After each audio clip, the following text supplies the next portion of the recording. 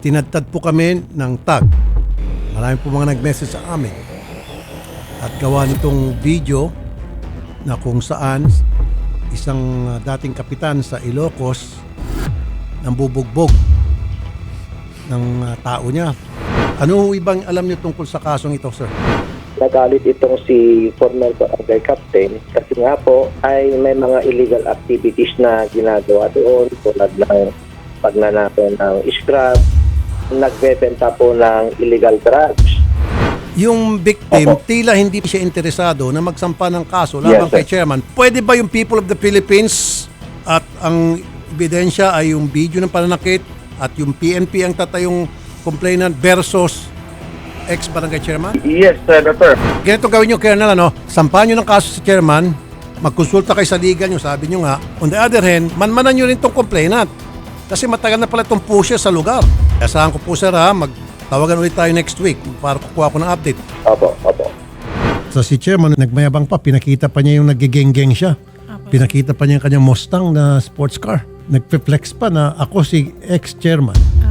I'm untouchable. Let's see. Tingnan natin kung pagkatapos nito ko untouchable pa rin siya. Sir Reynold, anong pinagbibintangan sa inyo? Ano daw sir, yung mga scrap na wala naman siyang ebidensya sir. Wala siya ebidensya. Yung uncle naman niya yung nagkukuan doon. Pinagbibintangan po kayo na nagnakaw ng krudo, Opo sir. pero hindi po kayo Pero ang hindi po gumawa. sir kasi sabi ko sa kanya noon sir na bumitbit talaga ako pero yung pinabitbit lang naman ni Sir Mario. Yun ang sinabi ko sir. Talagang gawain din yung uncle niya yon. Yung uncle niya ang gumagawa ng pagnanakaw ng krudo. Parang ganun na rin na sir kasi siya yung nag-uutos between mo kahit sino yung tao na andun sa malapit niya. Pag inutosan niya, hindi naman nakakaindi yung mga tao doon sir. So kayo napag-utusan minsan ng ang kanyang uncle. Pabitbit lang niya magmula doon sa may krudo papunta sa sasakyan ng uncle niya sir.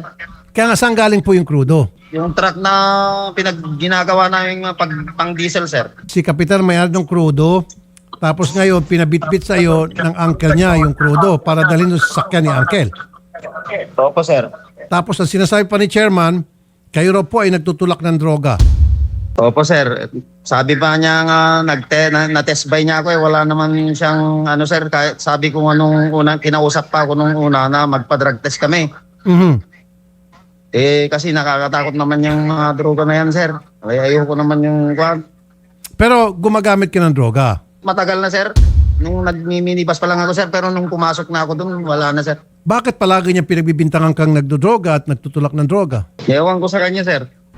Punta natin sir yung insidente ng pananakit. Paano yun? Pinatawag ka niya? Umpisaan yun sir, kinausap ako. Pinapaamin niya ako na aminin ko daw sir wala naman akong dapat aminin sa kanya kasi wala naman akong ginagawa na yun. Kahit nga mamatay na ako nun hindi ko naman naaminin yun kasi wala naman akong gawain na gano'n. At pagkatapos noon, meron dalawang kalalakihan na nakibugbog din. Ano yung mga bodyguard niya? Opo sir, bodyguard niya po yung mga yun. Nung binagbibintang ka niya nagdodroga, sinabi mo sa kanya, willing ka magpa-drug test. Opo sir. Sabi nga niya sir na test buy na daw ako wala naman siyang nakuha na sir, test buy na. Kaya nga, kahit na pag-test by, dapat mga pulis ang gagawa noon. Pwede sumama Opo, si sir. chairman, pero dapat mga pulis.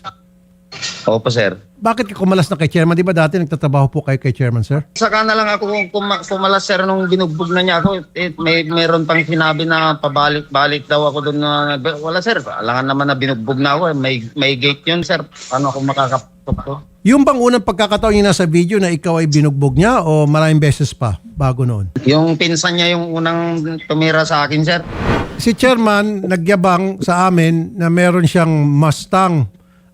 Bukod sa pagiging barangay chairman, ano bang trabaho to? May negosyo ba ito? May ibang trabaho? Bakit meron Yung, siyang mamahaling kotse? May construction ano sila sir. Yung mga may heavy equipment, mga Okay. loader, mga dump truck. Matapos kang sakta ni chairman, anong nangyari? Hindi ka nagsampa ng demanda? Hindi ka pumunta sa pulis? Hindi sir kasi alam ko naman yung kanya na makapangyarihan siya doon sir.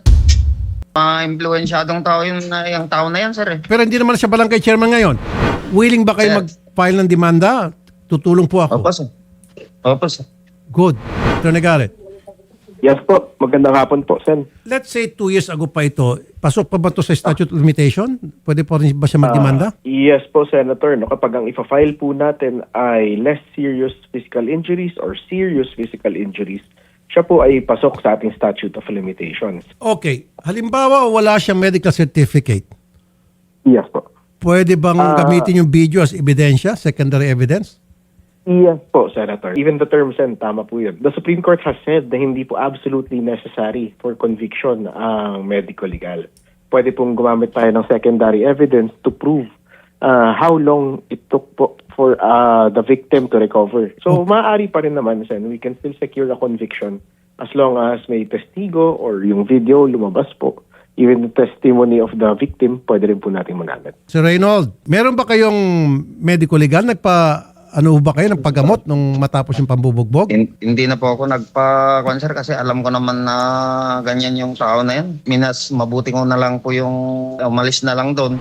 Pwede pa natin ipa-change ang venue? Yung petition for change of venue, Sen, ito ay nire-request natin sa DOJ na ilipat natin kung saan natin isasampa.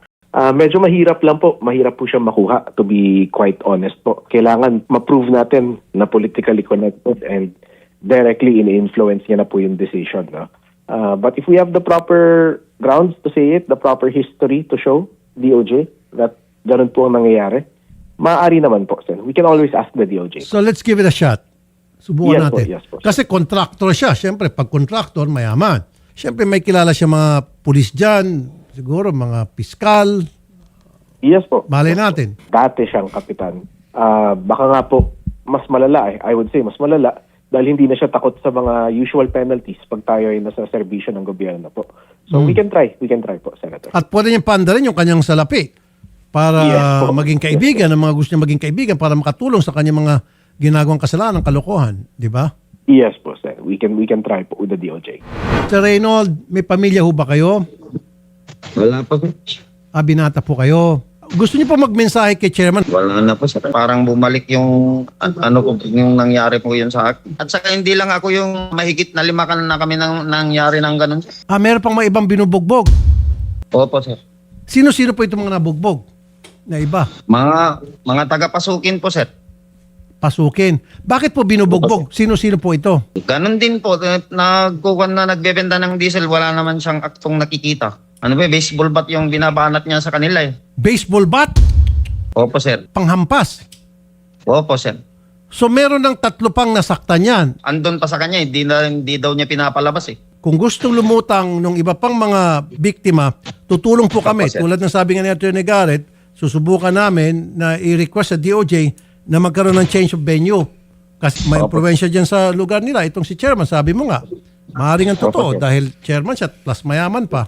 Pwede niyang gamitin yung salapi niya para makapag-impluensya. So kung meron siyang ebidensya o duda na yung kanyang mga tauhan, ninanakawan siya, bakit di niya sampa ng kaso at palayasin? 10 taon na raw po kayo sa kanya at paulit-ulit daw po kayo nagnanakaw, nagtutulak ng droga at hanggang sa dumating yung punto, hindi na niya mapigilan na puno na siya kaya kayo binugbog. Opo sir. Ganun daw po ba sinabi niya eh. Yung mga bodyguard ni Chairman ba may dala mga baril? Opo sir, yung dalawang nakabag na bumugbog sa akin. May Okay. baril yung mga yun sir. Padisarma natin. Anong pangalan, sir? Michael Kalulot sir. Okay, yung isa. Vicente Sarmiento sir. Ano sila? Mga sibilyan, hindi sila mga pulis. Civilian po sir. Sibilyan sila pero nagbabodyguard kay Chairman may bit-bit na baril. Ano mga Opo, baril ang sir. bit-bit nitong dalawa? 45 yung sa kanila sir. Ito na Garrett. I-hearing kaya natin to sa sa Senate. Possible po. We can set it. We have the authority po, Senator, to hold hearings even po during recess, no? We will just have to ask for siguro the proper agenda po. Magandang hapon po, General, sir. Senator, magandang hapon po. Gusto na po magsampa ng kaso itong victim, matutulungan po natin, sir, sa inyo na lang kami lalapit. Kasi kung doon natin idadang kay COP, baka si COP, friendship na po ni Chairman. Kasi si COP ayaw na kami sagutin. Opo sir, kung kinakailangan pong pumunta po sa amin yung ating biktima, ay amin po agad i-entertain siya. Kayo po mismo hanapin namin at kayo na Opo. po ang gagawa ng mga paraan na para maisampa ang kaso. At mas maganda kung mag-request na ng change of venue dahil si Chairman, makapangyarihan daw po sa kanilang lugar kung saan ang bugbog. Opo, kung kinakailangan pong mag-change tayo ng venue at saka kung ay entertain po natin para matulungan din po natin yung biktima. Sige po, General Dindo Reyes, darating po kami dyan in the next few days. Maraming salamat po, General Reyes, sir. Thank you po, sir. Opo, maraming salamat po. Thank you po. Sir Reynold. Sir. Okay, intayin mo, darating kami dyan. Hindi namin sabihin sa inyo kung anong oras ang punta namin. Basta darating kami dyan. Sasama namin kayo kay General. Sampa natin ang kaso si Chairman. Okay, sir? Kami nang bahala sa pamasahe lahat. Huwag niyo ibaba telepono, sir. Kausapin kayo ni Odette. Okay? Opo, sir. Sige po.